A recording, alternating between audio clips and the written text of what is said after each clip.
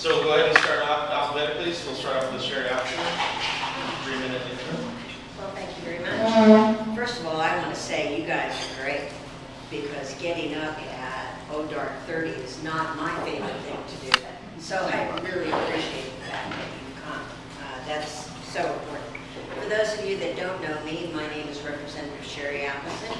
I represent the 23rd Legislative District. We actually sat at table 23, and I think that's a good omen. And I represent from Bainbridge Island all the way down the east side of Bremerton to the point in Manatee. We don't have anything on the west side of Kitsap County, except for Bangor, which is part of our district. I sit, for those of you again that don't know me, I am vice chair of 2 standing committees. Those are committees that meet all the time, and that is state government and tribal affairs, and also health and human services appropriations. Both are really important committees. We deal with law and we deal with the budget, especially the safety nets. And then I sit on public safety and emergency preparedness. The other thing that you should know about me is that I'm chair of the Working Families Caucus, which means that we are involved with passing law for working families, making sure that there are family wage jobs, that what we do for unemployment insurance, workman's comp, all of those things we feel very strongly about. And so it is the labor members of our caucus that are part of the Working Families Caucus. We have extended it out to make sure that people who are labor friendly are part of our caucus. I love what I do. I love representing the 23rd. I've been here for a while, and I don't think you ever get your work done.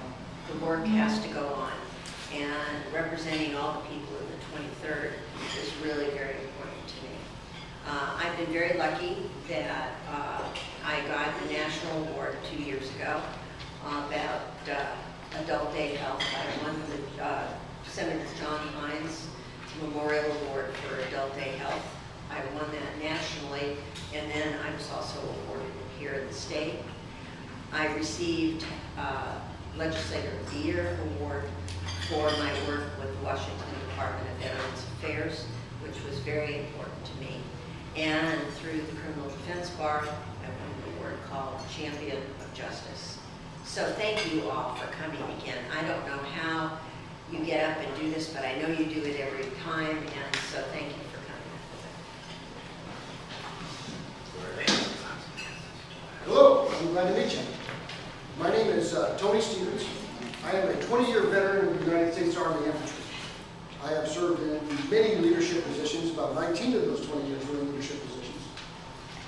I have served as a military mountaineering instructor, a United States Army drill instructor, and also I served as the chief of security for a nuclear weapons site where I held the nation's highest security clearance.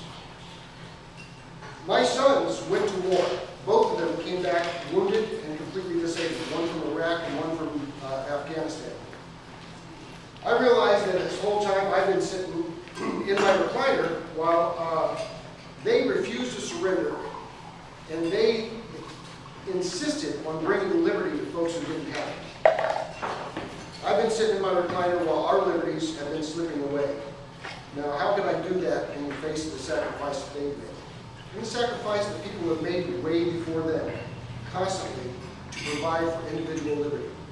The Constitution of the state of Washington says that this government exists for a singular purpose, to protect and maintain individual freedom.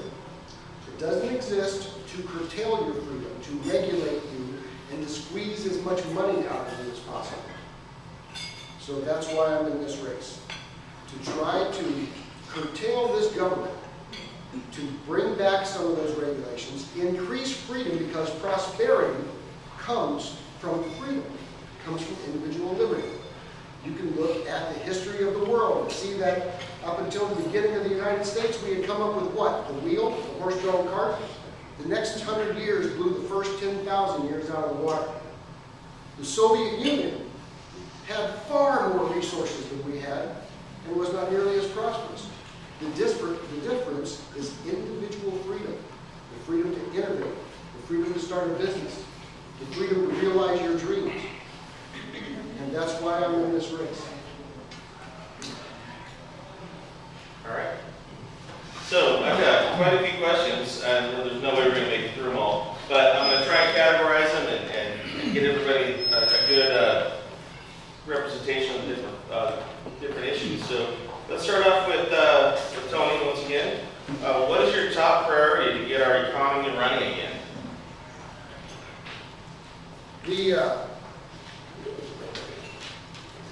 I just alluded to it. Freedom begets prosperity. Regardless of what you consider prosperity to be, some people may think that that's, being the biggest widget maker in the tri-state area. Others may think that it's the freedom to be at home making ducks out of wrought iron. Whatever your idea of prosperity is, it comes from your liberty to pursue it. Now, if there's a state regulation saying you can't do what you want to do, or making it very, very hard for you to want to be able to do that, then your prosperity is curtailed.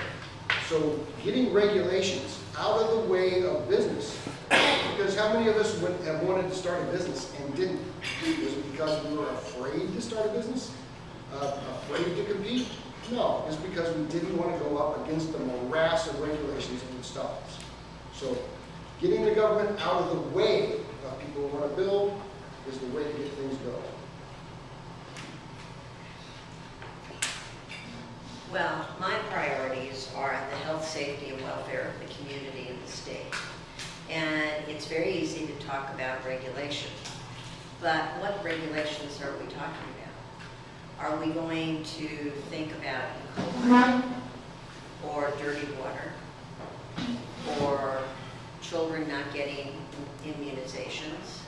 There are lots of regulations that pertain to the health and safety of the community. And those things are very important. The most important things right now are jobs. Getting our county and our district and our state and our nation back to work. That is the most important thing that we need to do now. And that means whether it's the infrastructure of our state or it's small business, helping them to get through the morass, let's say, of regulations. That's what our job is to do. So it's jobs and the health, safety, and welfare of the community. Sherry again. There have been several resignations and appointments to elected positions in Kitsap County. Will you pledge today to serve your entire term? Absolutely. I can't imagine not serving my entire term.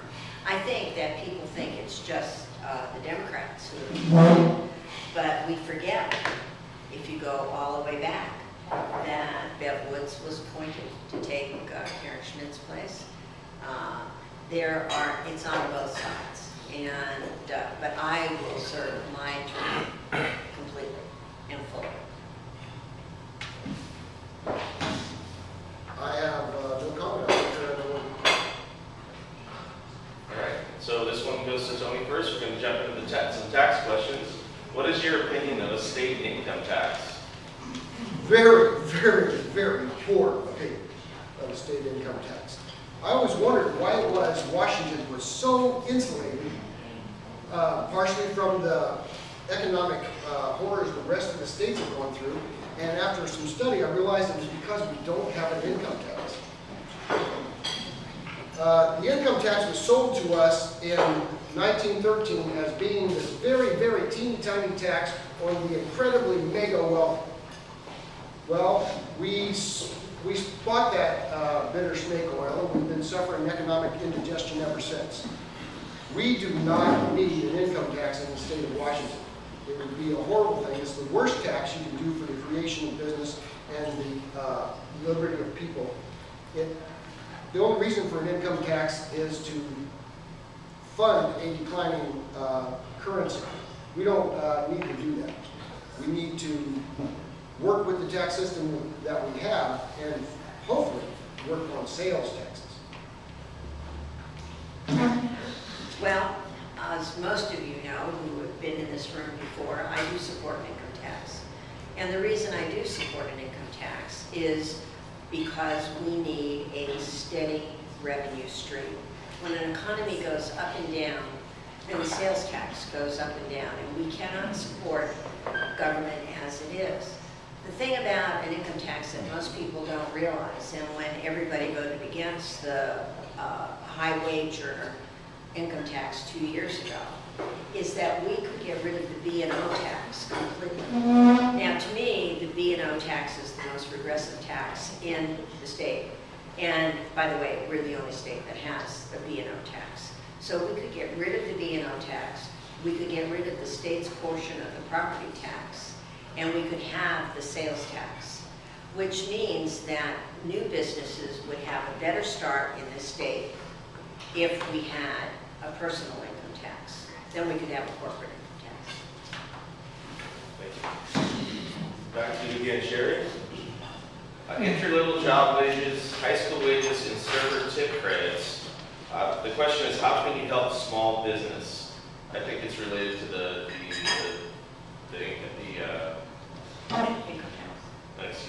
minimum wage. The minimum wage, okay. I actually support minimum wage.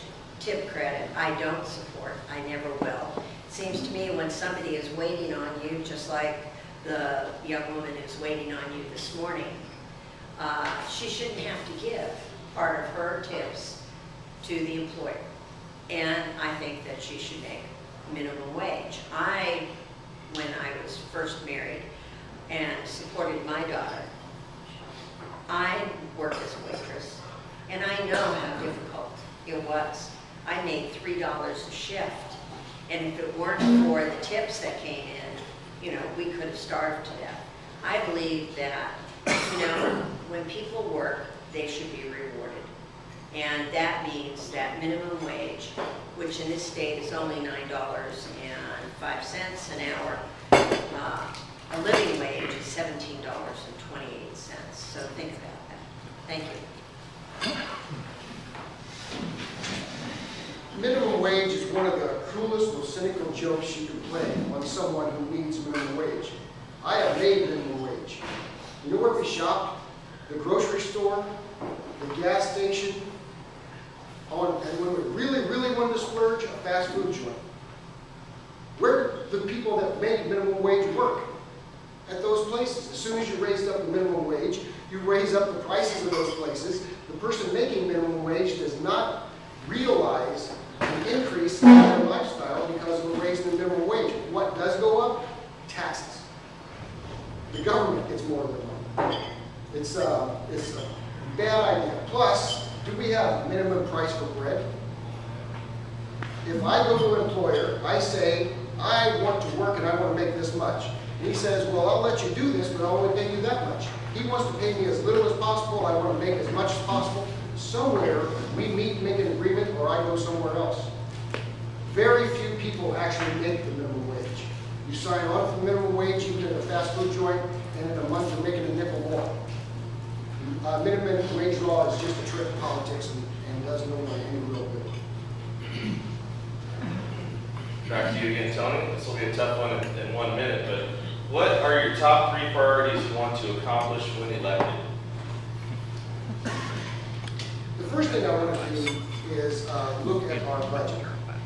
We've got a really bad budget process. The Constitution of the state of Washington says our paramount duty is education, yet eventually someday the legislators get around to education. If we're going to fund education, it should, and it's our paramount duty, then why is it not the first bill, a standalone bill, fund education, then we've met the constitutional requirement. After that, legislators should arm wrestle over what the priorities of the remaining programs are. Fund those programs in order of priority until the money runs out. When the money runs out, you stop. Everything below that is of low priority and there's no money for it, so repeal it.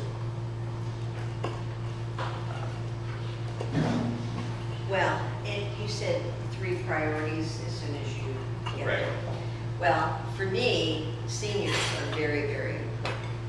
And the last 2 years, or the last 2 cycles, I have worked very hard to save adult day health because it affects 9,000 families here in the state of Washington. So if you have an elderly parent, or if you have a disabled child, or if you have any other problem that you would have to stay home to take care of a loved one, you can take them to adult day health, which also monitors their health as well as their socialization and their exercise and that family can work.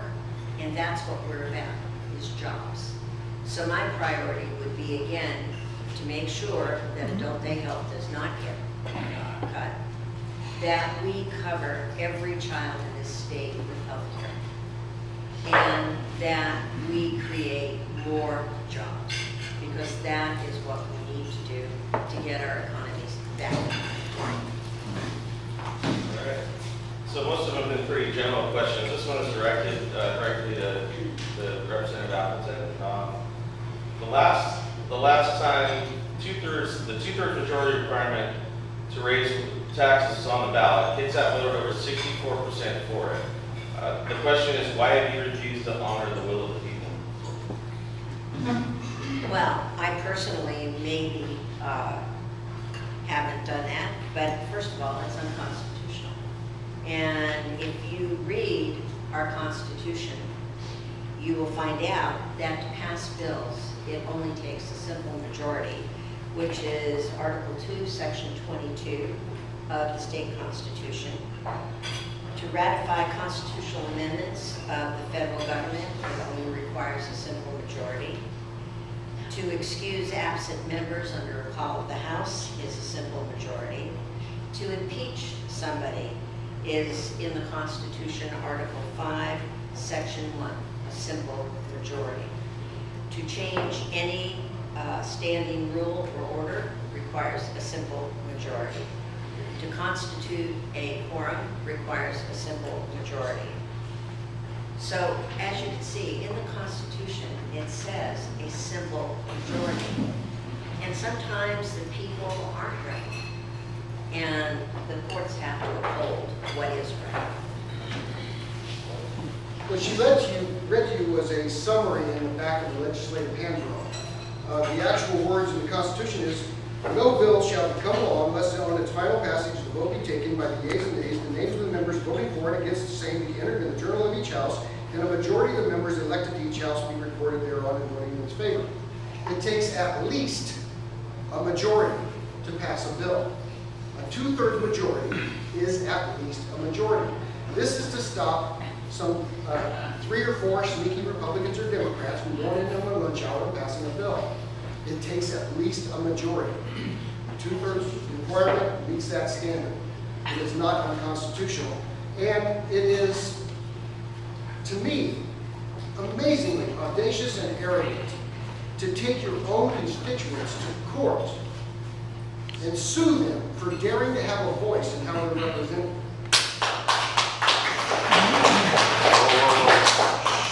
Yeah, I'd like to ask everybody to keep their applause at the end so we can keep it rolling. This one is directed to Tony. Given your libertarian and small government philosophy, would you support military and veteran quality of life issues as bills in the legislature if elected? The person who asked said, we know Representative Appleton has long supported such policy issues like veterans employment, military spouse licensure, etc. Where do you stand on this? I have run across folks that compare, say, military retirement or the services we give our veterans to welfare. Well, there's a little bit of a difference there. What we have in the military is deferred compensation because it is absolutely impossible for us as a people to afford what our military members are worth. So we tell them, we will give you this, you will go and do all of these things for us, and if you get hurt, then we will do these things for you. That to me is just us meeting our obligations for compensation. It is not the same as taking money from one person and giving it to another.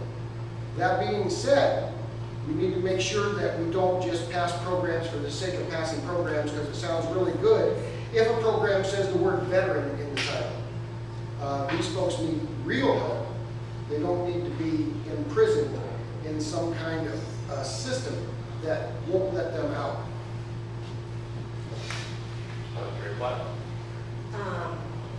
Yes, thank you.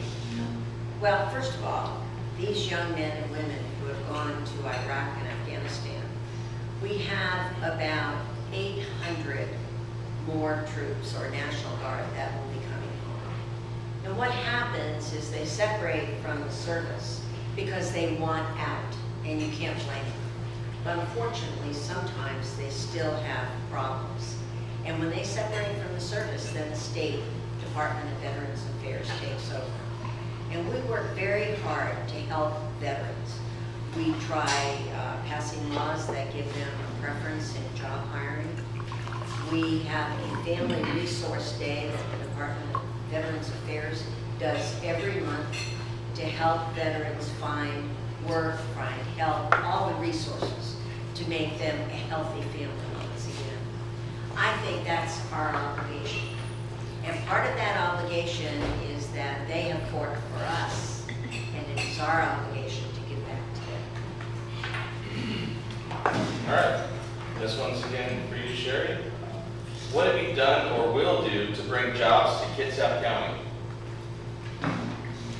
Well, in the past, I have brought many jobs to Kitsap County. We have funded, or I feel like, through the capital budget, nobody does this work by themselves, and that's just how it is. But we have built the Keller House. We have built the Kitsap Community Resources, both in Port Orchard and in Bremerton. We have built buildings on the Olympic campus to help our place-bound students get a better education. And all of these things that we're doing in the building and the administration of these public works projects help to create jobs.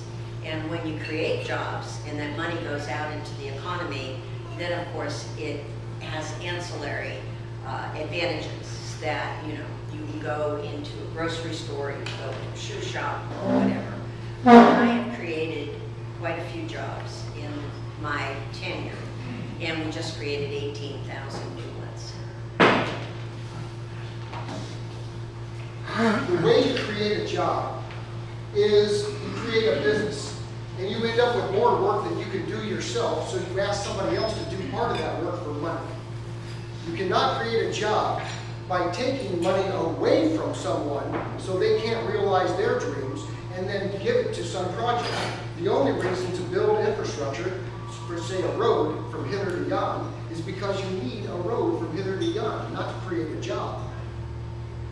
What would happen if we left that money in the pockets of the people it belonged to, that earned it? They would spend, good for the economy. They would invest, good for the economy. They would give to charities, good for the economy and the charities. Or they would save it, good for the economy. There is nothing they can do with their money that is not good for the economy. The government consumes wealth. It does not create wealth. So this person asked, I'm concerned that state offices have been closed on Fridays and voters did not get election booklets for the primary election. What will be done to restore these and other government services? Tony? I'm not familiar with the reasons for closing state offices, but it always tends to be the same thing. The government, its eyes were too big for its plate. It decided it wanted all these things and then found out it couldn't afford it. So it started cutting back, and this is always the unintended consequences. They tell us they don't have enough money for current programs, so we give them more money. They create more programs and then come back and say, we don't have enough money for current programs, so we give them more money. Well, what we've learned is it's utterly impossible to give a legislature more money than it can spend. Here's how it goes. All in favor say aye. Aye. Whatever you gave them is gone.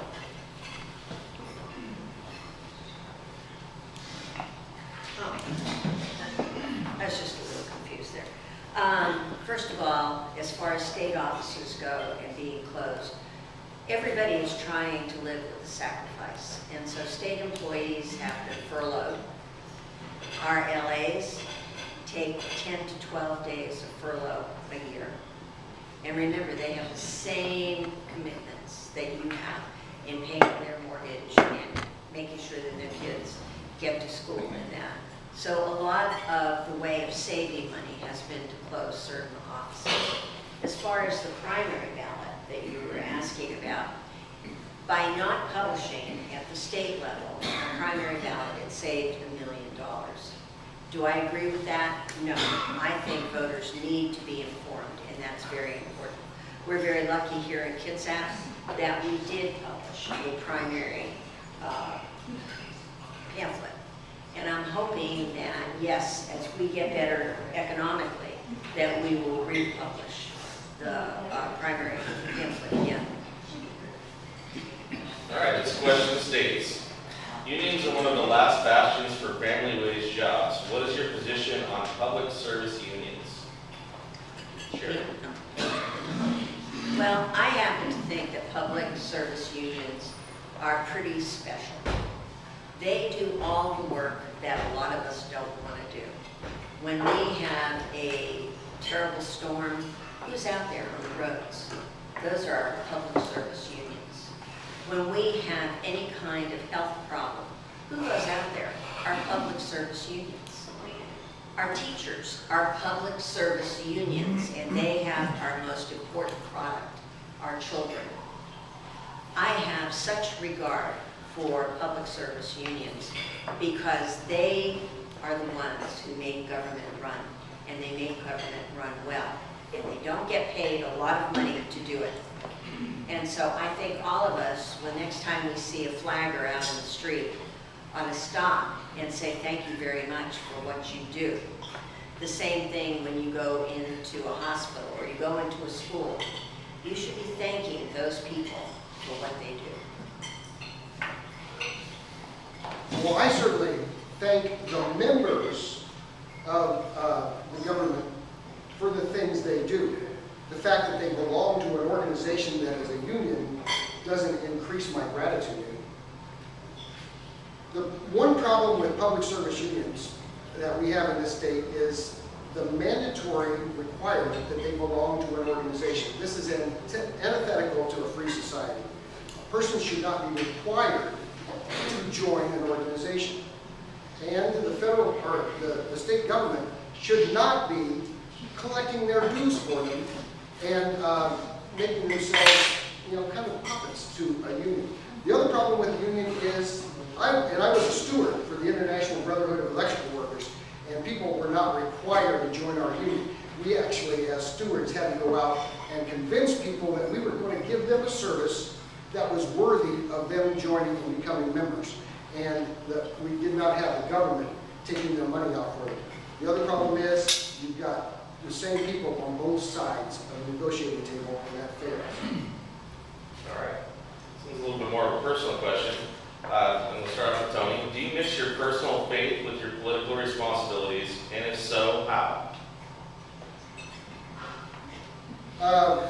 No, it may be perhaps my Army training, but I am able to separate the personal from the professional. I was raised in the Christian faith, most particularly Pentecostal. And the primary tenet is the same tenet I have politically: free will. We do not coerce people to be Christians.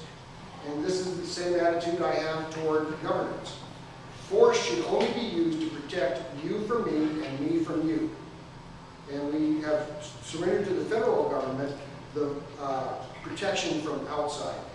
It should not be used to force you to do things that I want you to do, or to force me to do things you want me to do. Free will, liberty, freedom creates prosperity. Prosperity is where we get our happiness, regardless of how we define prosperity. Liberty is the answer. Well, I don't believe that religion and government should be mixed at any point. I think there's a separation of church and state, That's very important, because whose religion are we going to pick? I happen to be a Jewish woman, and I live by a principle. It's not a religious principle, but it is a principle of tolerance. It is what we call tikkun olam, which means repair of the world. And that's what I live by. That doesn't mean that every Jew in the world believes the same thing, and I wouldn't expect that. But I live by that principle. But for me, it's about a tenet that I live by, not a religious belief. So this is a three-part question, so I'm going to throw out the first two and then come back to the third, just for time purposes. Starting out with Sherry, the first question is, are you pro-choice? And the second question is, how would you fund education? Wow, in a minute? For the first question, yes, I am very pro-choice and very proud of it. Secondly, how are we going to fund education? Well, McCleary, which was the Supreme Court decision that just came down this spring, said that we have to fully fund basic education. And that means that as we go along in the next few years, till 2018, we have to find the money to invest in basic education. To me, that means that we either have to have a dedicated line item that goes strictly into education, or again, we have to find a tax that will go just specifically to education, so that your sons and daughters and your grandchildren and your nieces and nephews will get a great education.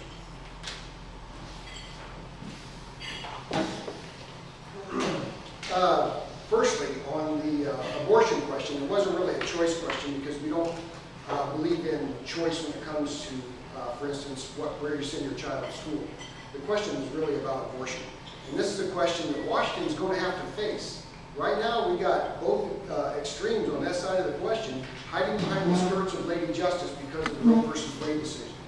There is a movement going through the Congress right now to remove abortion from the jurisdiction of the federal courts. The second that is done, Roe versus Wade disappears, and this state is going to have to face this question. My personal view is that it's a different person as soon as there's a different DNA. That's immediate. That's how we identify people, is by DNA. On funding education, as I said before, that should be the first bill that we cover. We have the entirety of the budget for funding education. Everything else gets what's left after that. But it was very telling that my opponent always finds an excuse for a new tax. We let people free, businesses boom, we won't need a new tax. All right, now the third part of the question from the same person was, if you could pass one dream piece of legislation, what would it be? Let's start off with you. There are many. If I could pass a dream piece of legislation, it would be to replace all taxes in the state of Washington with the sales tax. Get rid of the B&O tax, which my opponent and everyone that agrees with her says ought to go, but never goes. What we tax is the creation of new wealth. When wealth is created, at the point of exchange, at the point of sale, everything that went into the cost of creating that wealth is realized, including all of the taxes that went into that wealth. So everything is a sales tax anyway. You just can't see it. You have a huge amount of hidden taxes, and then you see the little bit of sales tax you see. In my view, a sales tax is the only honest tax. Everything else is a fraud. So if I had a dream piece of legislation, it would be to have an honest tax where people could be amazed at how much tax they're paying. Well, I just want to, before I answer the question, because to me that's an easy question, is that the state of Washington has codified Roe versus Wade 3 times. It will never matter what the federal government does. In this state, we will always be pro-choice. Now, to answer the dream piece of legislation, My dream piece of legislation would be to get rid of payday lenders, because I feel they're the scourge on this earth. They feed on people who are poor, who borrow, and don't understand how to amortize interest.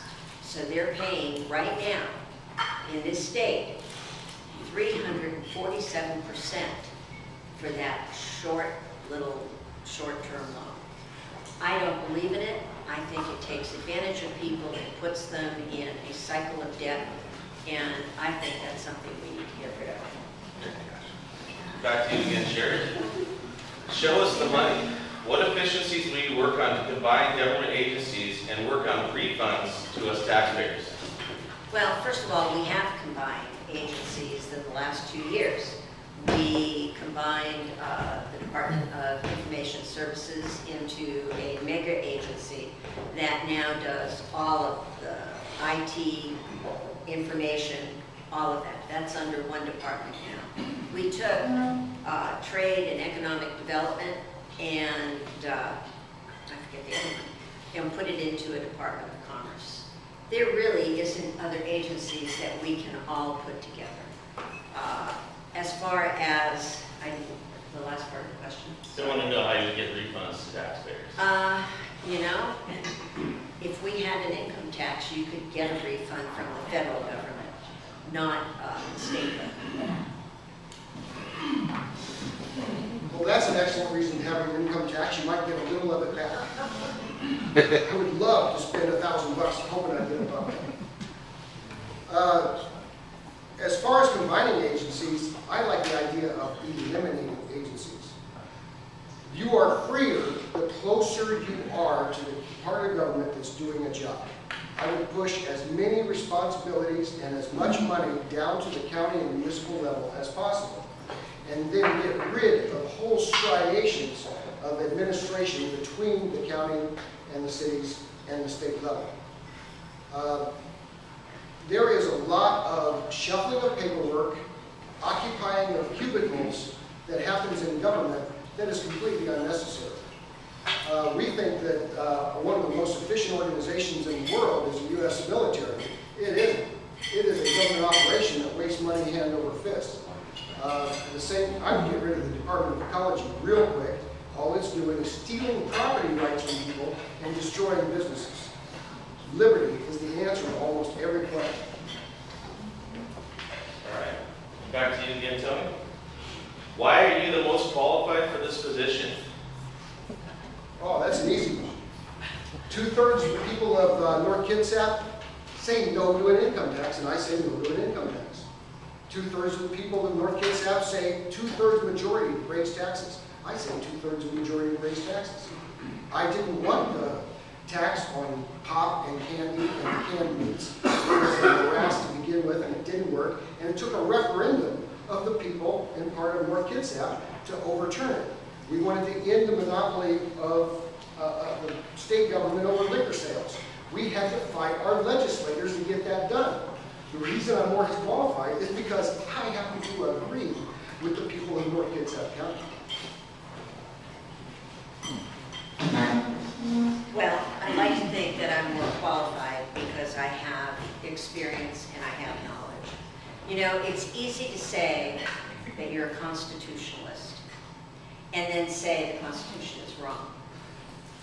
That's why we have a Supreme Court who decides what's constitutional and what isn't. If you don't believe in that, then you don't believe in the 3 divisions of government. As far as why I'm better qualified, I was an 8-year member on the Pos.1 City Council. I was also a freeholder in this county looking for a charter that we could all agree on, which we couldn't. Also, 11 years as an advocate for many organizations, so I learned and had many experiences learning about different issues that affect the state. And I'm an 8-year legislator. It is not easy just to walk in. You know, Tony is saying that, oh, when we walk in, we got to do this bill. It doesn't work that way. I wish it did, but it doesn't. All right. This is always a fun one every week.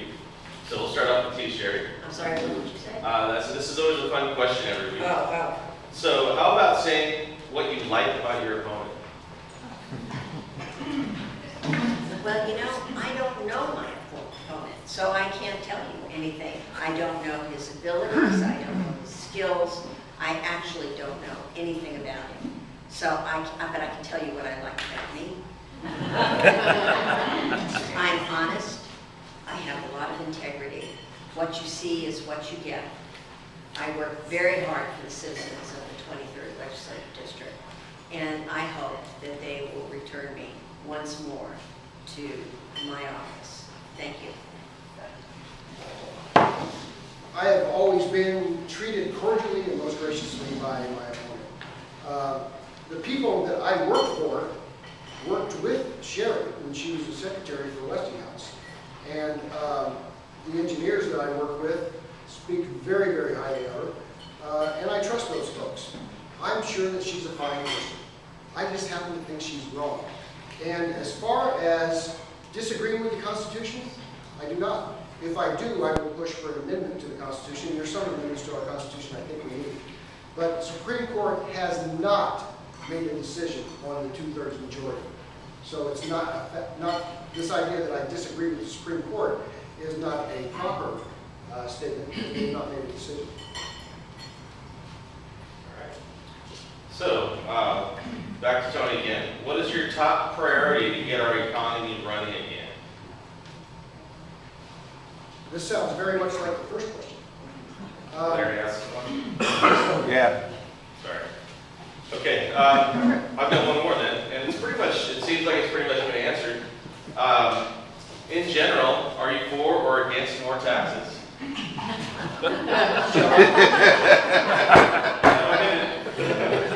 Okay, so let's go back in the Wayback Machine and consider a time when this government got a quarter of the revenue it's getting now.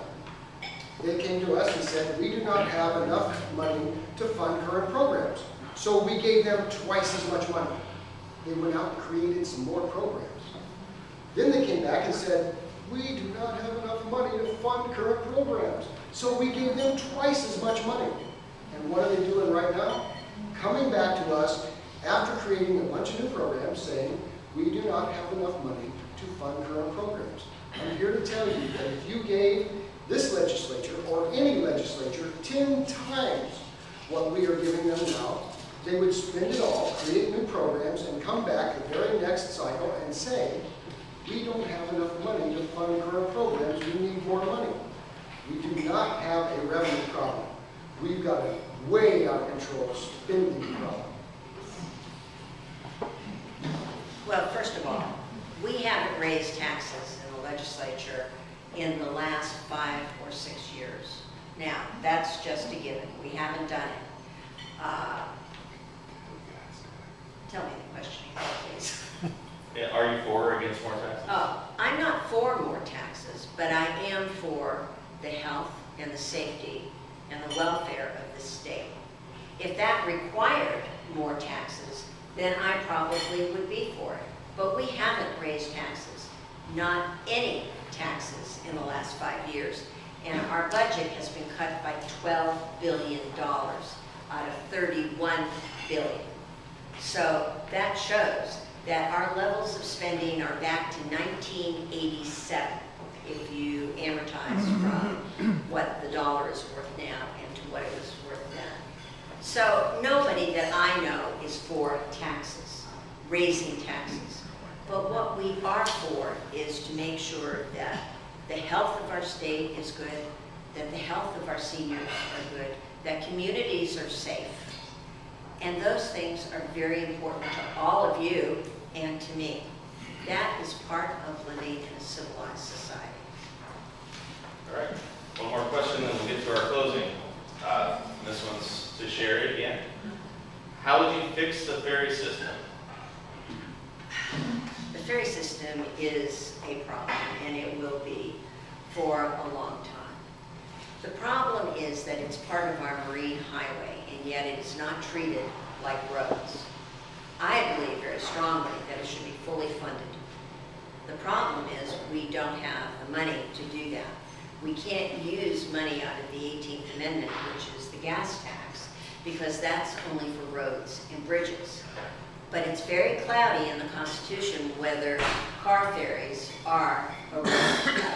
Now, as far as I'm concerned, and I think as far as Larry's concerned, that we believe that those ferries are part of the highway system and that they should be funded.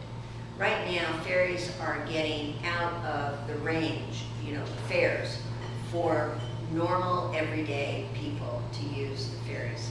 And we've got to change that. We've got to figure out a way of doing it so that everybody can go to work or go to a doctor's appointment or do what they have to do. I believe as well that the ferries are part of the highway system. If there was dirt between here and Seattle, we'd be driving on it. There isn't, so we can come up with a different way. The ferries should be funded, but as I said, there are priorities of government. So after we pay for education, and I never said that I was going to go up and snap my fingers and make stuff happen. I was asked what I was for, and I was for funding education first as a standalone bill. After that, all of the legislators get in a big arm wrestling session and decide what the priorities of government are. Ferries will fall somewhere in that priority, and we will get to them at that time. If the people want ferries then to be a higher priority, then they'll fire some legislators. If they want it to be a lower priority, they will fire other legislators. And that's how a representative democracy works. All right. So we've come to the end of our questions, and now you've got 2 minutes to wrap it up. And since we started with Sherry, we'll start with Tony for the wrap up. Thank you. I really care about my fellow man, and I really care about the state of Washington. This is why I am so against these overgrown, bloated bureaucracies that just suck money out of the lives of individual people and the businesses they try to run. It is this which stifles the economy. Folks are trying to swim through life with the anchor of government shackled to their legs. What we need to do is free people. Prosperity always is the result of free people making free choices. The freer people are, and again, I have to remind you, Article 1, Section 1 of our Constitution says that this government exists for the purpose of protecting and maintaining individual freedom.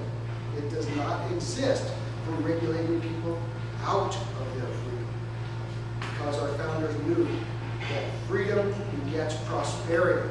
And with prosperity, we can afford things like roads and ferries and these other things. But we cannot strangle the goose that gives the golden egg and expect more golden eggs. That's not the way to do it. Well, first of all, again, thank you for coming. I don't know how you do this every week. I know most of you show up every week. I can barely get up when it's dark out. I should have a rooster next to the bed making me get out of bed. So I want to thank you very much, and thank you for your questions. They're really informative and they are important. Now, as far as what I believe it is about protecting people. Now, Tony's right about individual rights, but that's why we have nuisance laws, to protect you from maybe a pig farm next to you in your subdivision, or maybe a chicken farm next to you in your subdivision. It's about safe roads. It's about safe water. It's about cleaning up Puget Sound so that those of you who live on the waterfront will have value to your property. If we got rid of the Department of Ecology, I can guarantee you that the sound would go down. We have worked so hard trying to improve it. And those of you who live on the water, your property values are because that sound is better than it used to be.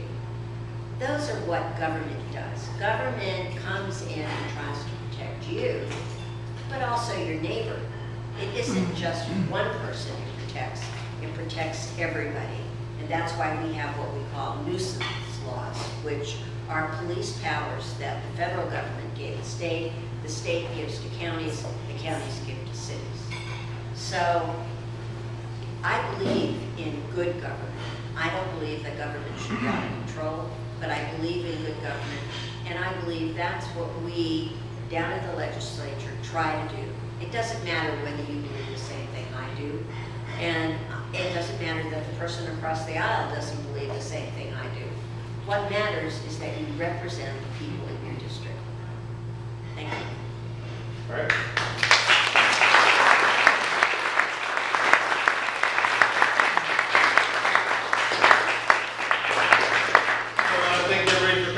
If anybody wants to share the video, we're going to have it on YouTube, hopefully by this afternoon, more likely tomorrow morning.